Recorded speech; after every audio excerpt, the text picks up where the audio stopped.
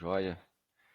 Bom, continuando aqui da aula passada, falamos sobre transformada de Laplace, né? Nós vimos que ela pode ser bilateral ou unilateral, depende do limite de integração aqui.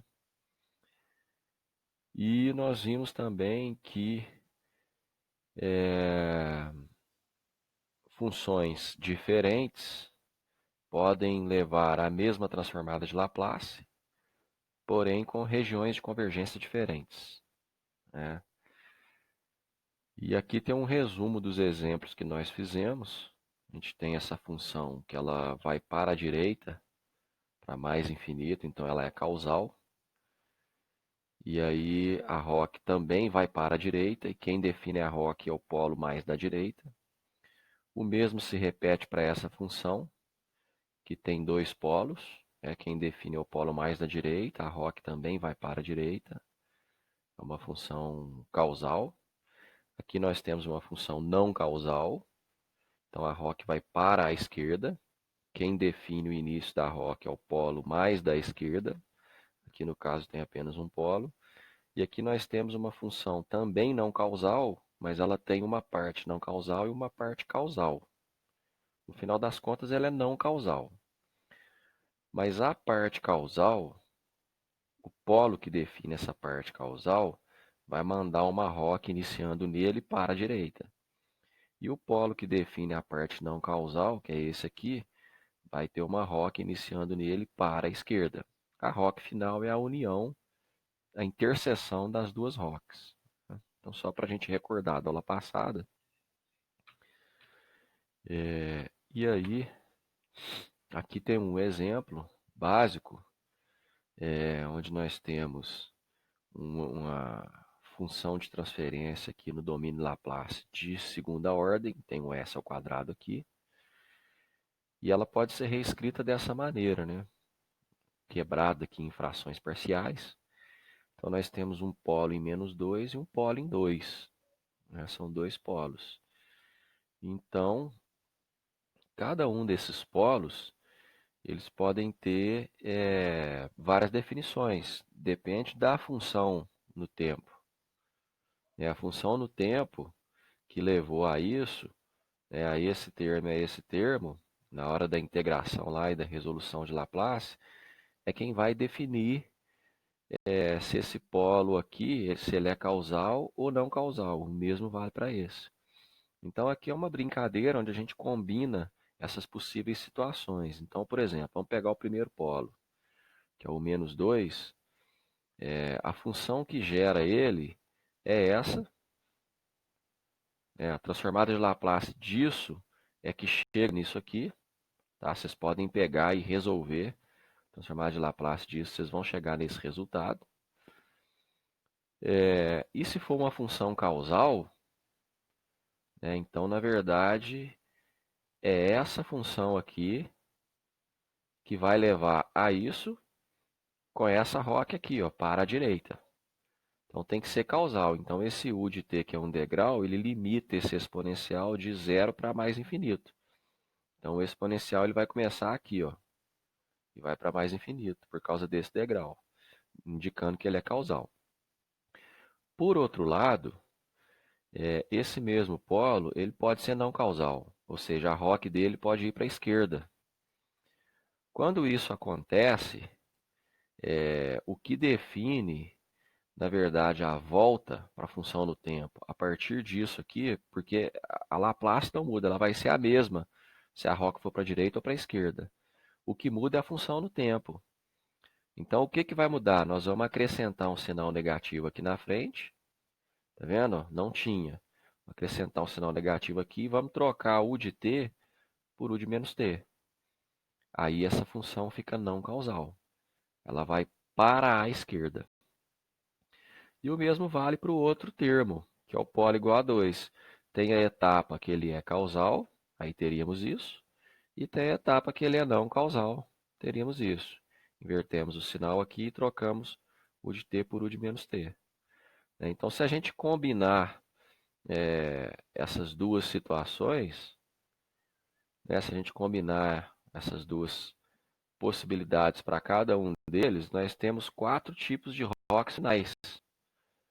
Né? Temos a rock que inicia em 2 e vai para a direita. Aí os dois termos, os dois polos são causais. Temos a rock que fica no intervalo entre os dois polos. Então temos uma parte causal e uma parte não causal. Temos a rock também que é vazia. Nesse caso, temos um termo não causal e um termo causal. Só que não há interseção entre a roca de cada um deles, portanto a rock final é vazia. E temos o caso em que os dois termos são não causais, então a rock vai toda para a esquerda. Para entender isso melhor, eu convido vocês a fazer o desenho. Faz o desenho aqui no plano S, parte imaginária, parte real. Coloca lá um polo em 2, um polo em -2 e desenha, né, essas possibilidades de rocks aí, né? A interseção para a direita, para a esquerda, para vocês entenderem essa lógica desse exemplo aqui, tá? Bom, aqui segue alguns slides com mais alguns exemplos. Então a gente tem, por exemplo, a transformada de Laplace do impulso da 1. Temos a transformada de Laplace do degrau, né, da 1 sobre S. Isso com o tempo vai ficar mecânico. Isso é muito útil, pessoal da engenharia elétrica, que estuda solução de circuitos usando Laplace, também usa muito isso do impulso e do degrau. Vocês vão ver isso. Então isso daqui a pouco fica mecânico na cabeça de vocês, vocês não vão ter mais que calcular. Aqui tem a solução de Laplace de uma exponencial, a gente já viu alguns exemplos, né? Dá sempre 1 sobre S menos o valor que está multiplicando o T aqui, né? O Azinho. A notação matemática, como eu falei, é aquele elão, né? Elão entre colchetes. Aqui tem a exponencial, a Laplace de um cosseno, uma função cosseno. Então, o que a gente faz é transformar o cosseno usando a regra de Euler em exponenciais complexas.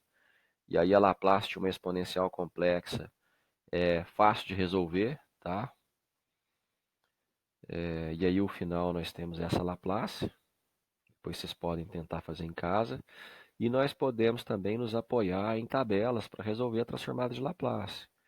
Na maioria dos livros aí no Google, na internet, vocês vão encontrar tabelas de transformadas de Laplace, como essa daqui.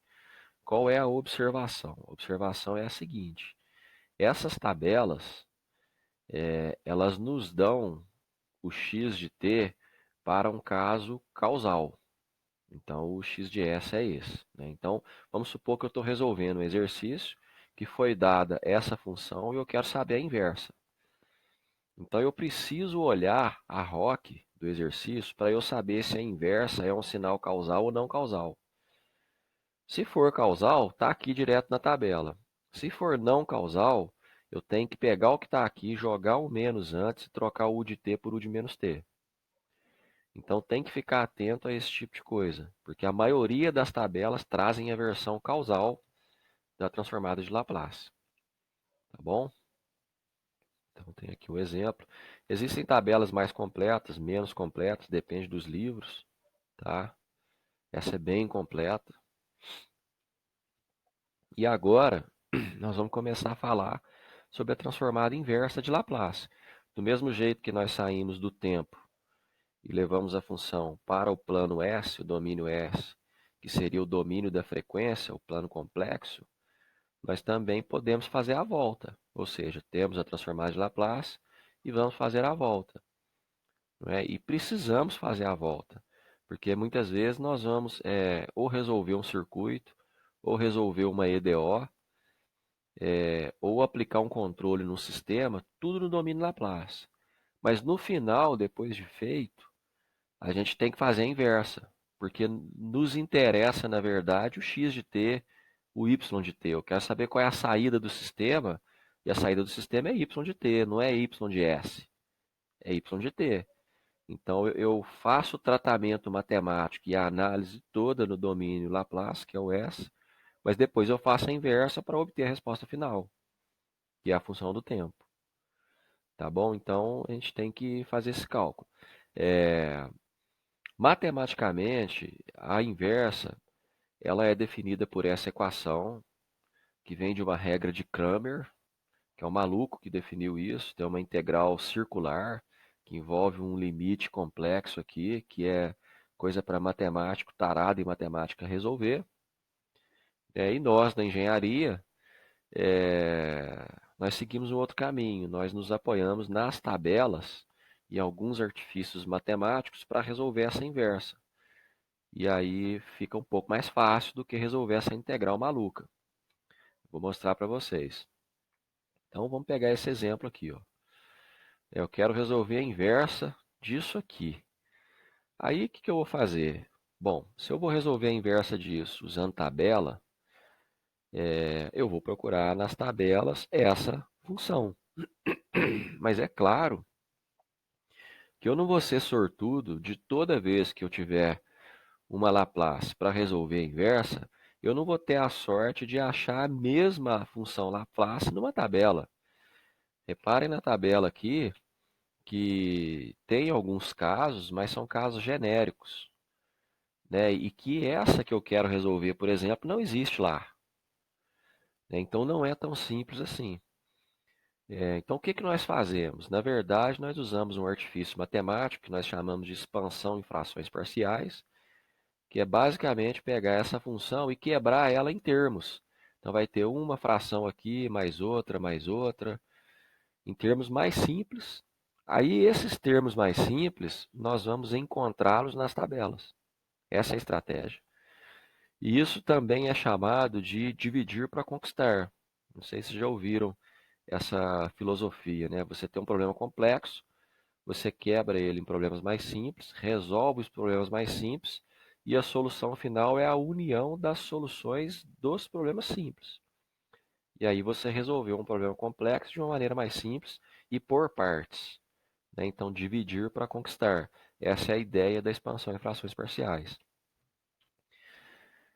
E aí, antes da gente entrar nas frações parciais, a maioria dos sinais das funções de transferência no domínio Laplace dos sistemas vão ter essa cara aqui. Então, nós vamos ter um polinômio no numerador, que é esse aqui, que a gente chama de P de S, Pzão de S, né? E vamos ter um polinômio no denominador, que a gente chama de Qzão de S. E geralmente tem uma constante que multiplica aqui. Cada polinômio vai ter uma ordem, n e m de mamãe. A ordem desse polinômio é que define a ordem do sistema, tá? As raízes do numerador, o que são as raízes? São os valores de S que zeram o numerador. Ou seja, as raízes desse polinômio a gente chama de zeros da função. E no plano S a gente desenha como bolinha, né?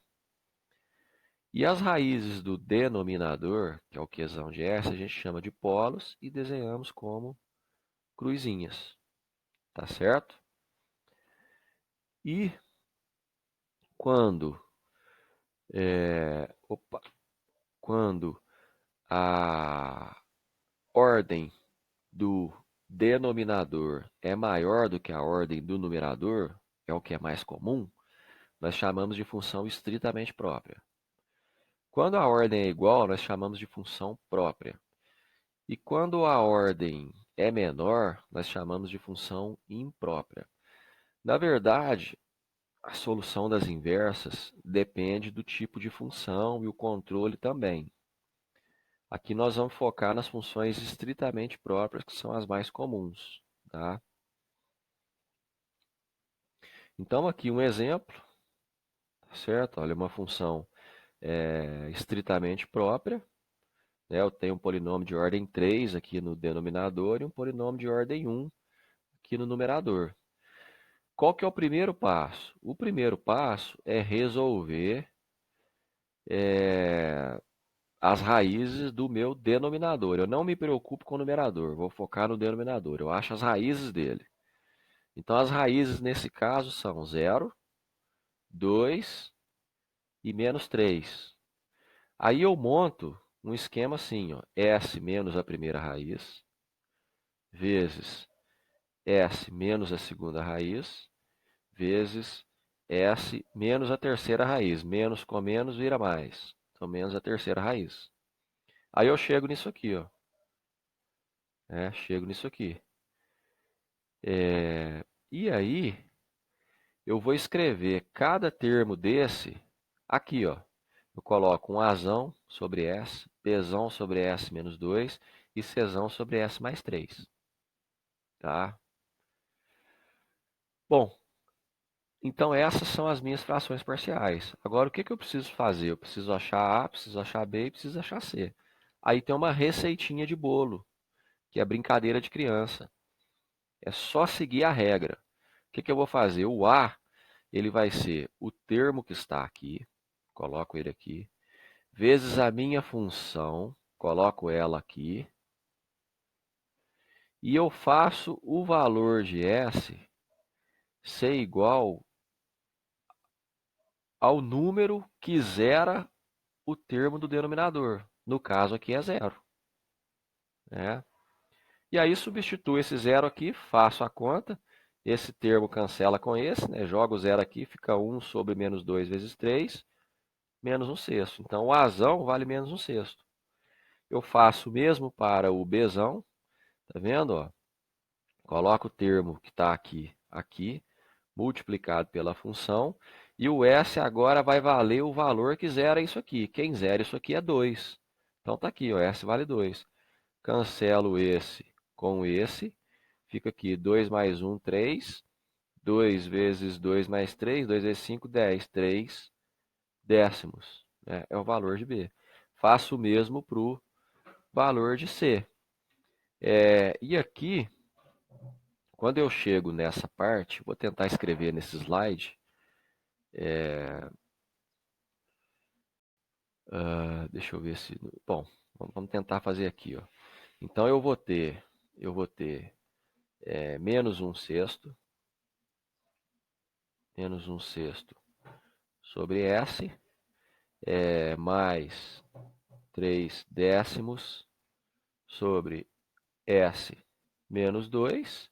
Vou escrever aqui embaixo, ó, menos 2 quinzeavos sobre S mais 3. Né? Agora eu tenho que olhar para isso aqui e fazer a inversa de cada termo desse. A inversa desse termo, a inversa desse termo, a inversa desse termo. A inversa do primeiro termo aqui, ó, é moleza, porque nós vimos no slide passado que a Laplace do degrau é 1 sobre S. Então aqui, ó, a inversa disso é o degrau. Então é U de N. É U de N. E quem que multiplica aqui na frente? O valor de A, menos 1 sexto. Fechou. Né? Qual que é a inversa desse termo aqui? Ó? Eu sei que é a exponencial. Então vamos voltar aqui só para a gente conferir a jogada dos sinais, que eu também às vezes esqueço. Então olha só, aqui tem uma exponencial. Né? Então se o sinal aqui é positivo, aqui fica negativo. Então a gente tem que inverter lá na hora. Então olha só, aqui ó, nós temos um sinal negativo. Então a inversa disso vai ficar positivo. Então E elevado a 2t U de t, né? E aqui o valor de B, 3 décimos. Não é isso? Pronto. E esse termo aqui, como é que fica? Beleza. É elevado a menos 3t. Agora eu boto menos aqui, porque aqui é mais. U de t. E quem é C? Menos 2 quinzeavos. Ok? Beleza. Só que, observação. Essa inversa eu fiz para um sistema totalmente causal. Então, esse termo era causal, esse era causal, esse era causal. Então, essa inversa que eu acabei de resolver, vamos fazer o plano S aqui. Ó, eu tenho um polo em zero, tá aqui. Essa é a parte imaginária. Parte real.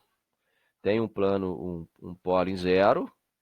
eu tenho um polo em 2 e tenho um polo em -3. Para esse sistema ser totalmente causal, eu tenho uma ROC aqui, ó, que começa em 2 e vai para mais infinito. Essa ROC final faz com que esse polo tenha que ser causal e esse também, para que a ROC de todos eles dê interseção aqui no final. Ó. Todos eles indo para a direita, vai gerar uma ROC com interseção aqui no final. Aí isso faz com que todos os termos sejam causais. Então, essa inversa que eu acabei de resolver é a inversa que tem essa ROC aqui, ó. S maior que 2. Se eu mudar a ROC, se eu falar que é S menor que -3, mudou todinha a minha inversa, porque a inversa desse cara vai ser não causal, a desse vai ser não causal e a desse vai ser não causal. Aí eu tenho que jogar aquele menos antes, então fica menos, e aí vira mais, né? Mais 1/6. O U de T eu vou colocar U de -T, né? E faço isso para todos os outros termos, vai ficar -3 décimos é elevado a 2t U de -t. Então tem que trocar do mundo se todos os termos forem não causais. E se eu trocar a ROC de novo, né, se eu falar que a ROC está entre, que o meu S é maior que 0, por exemplo, e menor que 2, já mudou também. Porque esse termo vai ter que ser causal, esse vai ter que ser causal, desculpa, esse aqui não causal, e esse aqui causal. Para dar interseção aqui no meio, ó. Porque aí eu vou ter essa ROC aqui, ó. Eu vou ter -3, 0 e 2. Para a ROC dar aqui no meio, ó, né? Tá esse pedaço aqui, ó. Esse polo tem que ter ROC causal indo para a direita. Esse polo tem que ter ROC não causal para a esquerda. E o polo de cá tem que ter ROC causal para a direita. Né? Porque aí a interseção vai dar ali no meio.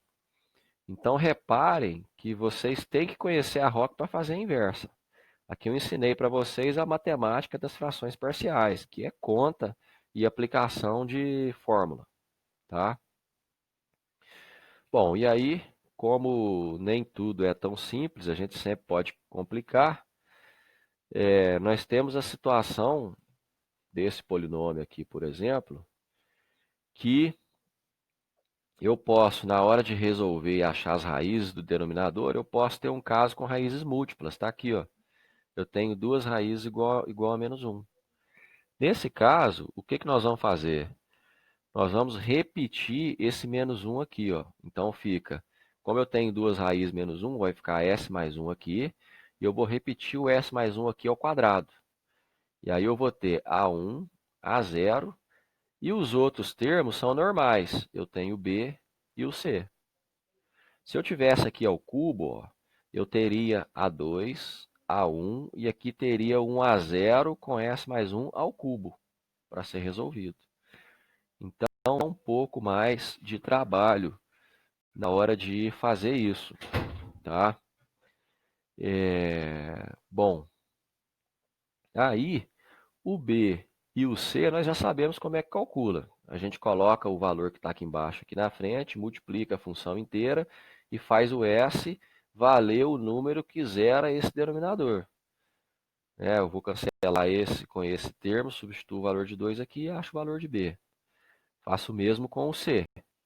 Agora o cálculo do A1 e do A0 tem uma formulinha prontinha aqui para a gente, ó.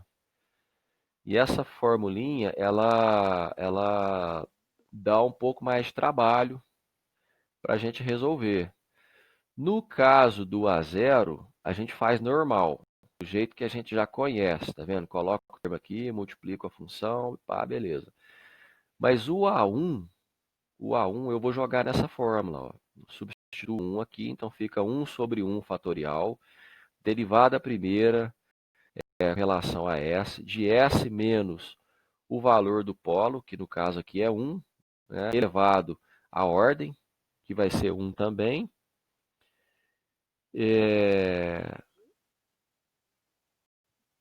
vezes a função, né? Vezes a função. Então isso aí vai dar um trabalhinho, na verdade essa ordem aqui é 2, tá? É 2 porque é o ao quadrado que está aqui, desculpa. Então isso vai dar um trabalhinho para resolver, porque olha só, substituindo os valores, ó, eu vou ter essa loucura aqui para ser resolvida. Então eu cancelo esse termo com esse termo, mas eu ainda tenho que fazer a derivada do negócio todinho aqui, ó. Tá vendo? E a derivada de uma fração, vocês sabem que dá trabalho, né? Tá o resultado aqui, ó. Então, não é tão simples assim, exige um pouco mais de esforço do ponto de vista matemático, mas você chega na solução. Então, aqui vai um. Depois que achou a solução, é só ir nas tabelas e achar as inversas. Na tabela tem esse termo aqui pronto, tem esse, tem esse, tem esse. Esses são exponenciais simples, né? Esse daqui eu acho que entra um t antes. T vezes exponencial de, de 1t, né? Menos 1t, porque aqui é mais 1. Depois é só consultar na tabela lá se é isso mesmo, porque eu também não gravo, não. Eu sou bem usuário das tabelas. Se está na tabela, não tem por que eu ficar decorando. Eu não exijo isso de vocês. Tá certo? Bom, e para não dizer que não dá para complicar mais, dá sim, e dá para complicar bem. Como é que se complica bem? Quando a raiz do denominador for um número complexo. Tem esse problema. Se a raiz do denominador é um número complexo, ou seja, na hora de calcular o delta, lá, o Bhaskara, ele dá menor que zero, fica difícil. Então, o que nós fazemos é um artifício matemático. A gente completa os quadrados. Então, por exemplo, S mais 2S mais 3 vai dar raiz complexa. Então, o que, que a gente faz? Ao invés da gente escrever isso, a gente troca o 3 por 1 mais 2. E aí, essa primeira parte aqui, ó, eu escrevo como sendo S mais 1 ao quadrado. Isso faz sentido porque eu tenho um S mais 1 aqui, ó. Então começa a ficar mais elegante. E o 2 eu vou escrever como sendo raiz de 2 ao quadrado, dá na mesma. Aí na hora de quebrar em frações parciais, eu vou ter o primeiro termo aqui, normal, e o segundo termo, que é esse aqui, ó, eu vou escrever o denominador dessa forma, tá aqui, mas no numerador eu vou colocar um BS mais C. Então eu coloco um polinômio de primeira ordem ali. O a gente já sabe calcular, então nós calculamos do jeito que já sabemos, achamos o menos 1 aqui, e para achar esse valor aqui é um artifício bem intuitivo, porque olha só, se eu já achei o valor de a aqui, eu vou substituir ele aqui em cima, pegar esse termo todo, jogar para o lado de cada igualdade com o valor negativo. E aí eu isolo esse termo aqui, ó. É o que a gente vê aqui, ó. Temos o termo isolado, então aquela primeira parte aqui, menos o a aqui, ó, o termo que está o azão. Né? E aí o que, que eu vou fazer aqui? Ó? Aí aqui pode ser um pouco difícil, mas na verdade eu vou tentar juntar esses termos aqui, ó, tentar juntar esses termos, tirando o mínimo múltiplo comum, transformando esse termo aqui com a cara desse daqui, que a gente já sabe que vale isso. E depois do mínimo múltiplo comum, eu tento igualar o denominador desse lado com o denominador desse. Quando eu igualo, o que sobra aqui em cima fica fácil de saber quem é B e quem é C. Então, o passo daqui para cá realmente não é fácil de enxergar. Pode ser bem complicado de resolver, mas é o caminho que se tem para fazer. Tá? E aí, encontrado o valor de B e de C aqui, ó, você vai lá na tabela e faz a inversa, o que também pode não ser tão simples. Vamos ver por quê. Olha só, chegamos nisso aqui, ó, quebramos fração parcial. Foi o melhor que conseguimos fazer para esse termo. Aí eu vou na tabela. Na tabela, essa parte aqui, eu encontro ela muito bem na inversa, tá? Mas essa daqui, eu já não acho ela lá tão fácil assim. Então eu tenho que mexer nela também. Então, o que, que eu faço? Eu vou transformar 2S mais 1 em 2S mais 2 menos 1, dá na mesma. E aí, esse mais 2 menos 1, eu vou quebrar aqui, ó, em 2, que multiplica S mais 1 menos 1 sobre raiz de 2 vezes raiz de 2 com o mesmo denominador. Aí, esse pedaço aqui, ó, eu tenho na tabela. Então, daqui para cá, também não é fácil de enxergar. Eu tenho que olhar na tabela e tentar ver qual solução lá está mais próxima disso, para eu manipular isso daqui e chegar nesse termo. Aí, com essa resolução aí, eu não coloquei no slide, mas se vocês olharem na tabela lá, nós vamos conseguir fazer a inversa. Quer ver? Vamos voltar na tabela aqui, ó. Era para eu ter colocado no slide ali. Deixa eu ver se eu tenho isso aqui. Aqui, ó. Eu tenho esse termo aqui. Eu tenho esse, que é parecido com o que está lá. Tenho esse também. Tá? Depois tem que ver lá qual que é qual. Tem os termos isolados, tá vendo? Vamos dar uma olhada lá de novo, espera aí. Aqui, ó. Então eu tenho uma soma aqui e tenho um termo isolado aqui, né? Então ao quadrado ao quadrado. Então, aqui, ó. Eu tenho um termo sozinho aqui, tá vendo? Ao quadrado, né? E tenho aqui um termo somando. Então esses dois aqui dariam para ser usado ali, né? Ou diretamente eu faço por aqui, ó. Tá vendo? Pode ser um caminho também, tá? Então tem que ter esse jogo de cintura matemático e essa visão baseada na tabela para resolver esse tipo de exercício. Vou dizer que é fácil? Não, é muito difícil, tá? Tem outras maneiras de resolver também. Na próxima aula nós vamos falar um pouco sobre as propriedades da transformada de Laplace, que tem muita aplicação em solução de problemas na área de controle e análise de sistemas. Tá bom? Um grande abraço para vocês e ficamos por aqui.